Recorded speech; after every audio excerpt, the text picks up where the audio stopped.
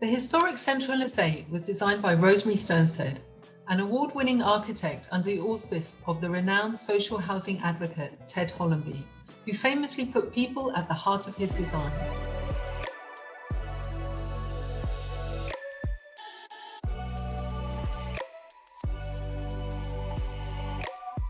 So for this evening and the showcase by Arena, we've been focusing on the current plight of Central Hill Estate in South London, which demonstrates one such story of a complex weave of local resident activism and a prominent campaign to save the threat of its demolition by Landlord Council.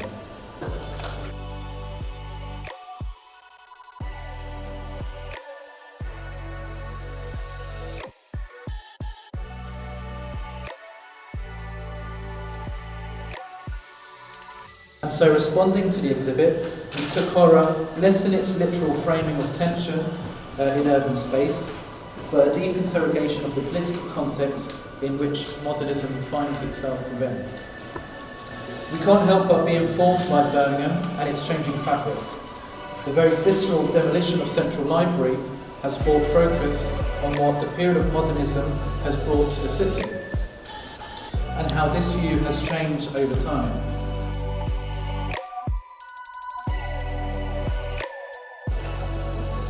Been listening to the symphony, and at the very end of the recording there was a dreadful screeching sound. It ruined the whole experience, memories of experiences. Even when we think about the future,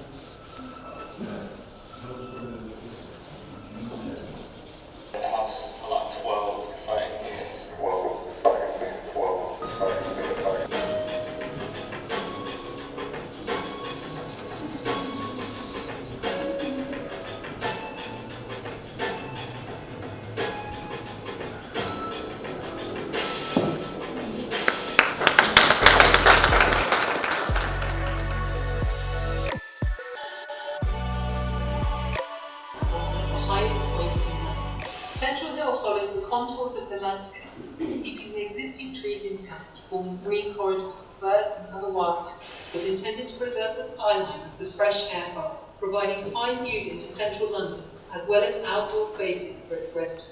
And the pedestrian walkways keep cars to the periphery and connect homes with playgrounds and green spaces. The estate provides residents with the setting this gives for homes.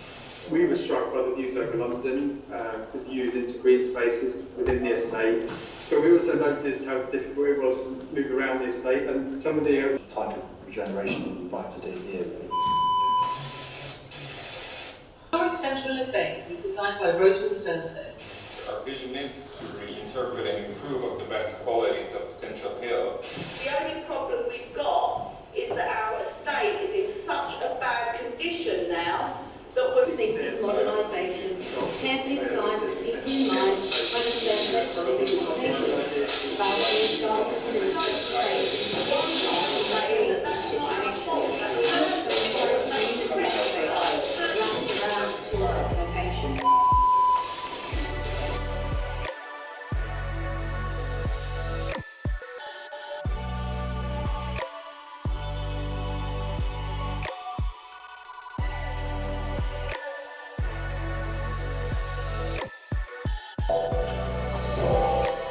Our perception of the block is cold, controlled through the darkness and the light exposed.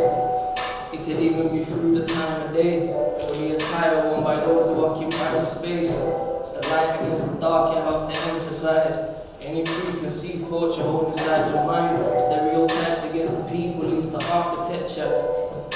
Just wait and see how far that gets you. Maybe the light can bridge the gap between the reality and the way we see. For those within the spaces see it differently to those who see a film and don't relate to anything they see. And I'm not saying all perceptions of a space are wrong, but we often demonize instead of amplifies. So maybe through understanding this reality can change our perception to see a block with different eyes. Be it your block, their block, or any block. The specific location doesn't mean the most. I mean, you could look at film or even Central Hill and realize that controlling images apply to both. And even modernist blocks that we've all known share many of these principles and show the traits. So you should take a closer look at what you see and try to bridge the gap between what's real and what's really fake. Then we wonder why the views are split, with some saying save them and others saying go. But it doesn't matter what opinion people hold when images that we are shown are always overly controlled. I mean, maybe we should make a space, one that can counter the negatives of old, and maybe stepping out and building insights can provoke change from the negatives.